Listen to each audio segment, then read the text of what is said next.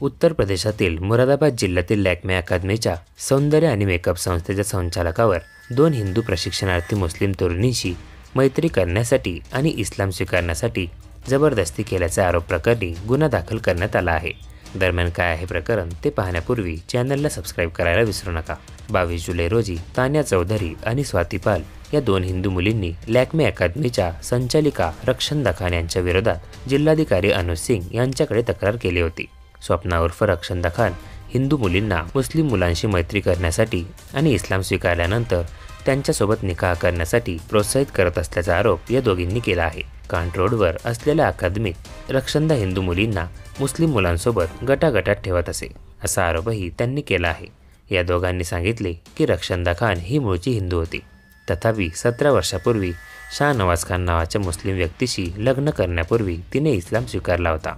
दरम्यान तक्रारकर्त्यांनी आरोप केला आहे की रक्षंदा खानने प्रामुख्याने मुस्लिम पुरुष आणि हिंदू महिलांना कर्मचारी म्हणून नियुक्त केले। 3 हिंदू प्रशिक्षणार्थी, 2 महिला तान्या आणि स्वाती आणि 1 पुरुष जतीन यांच्या तक्रारीवरून मुरादाबाद पोलिसांनी रक्षंदा खान हिच्यावर कलम 299 अन्वये गुन्हा दाखल केला आहे।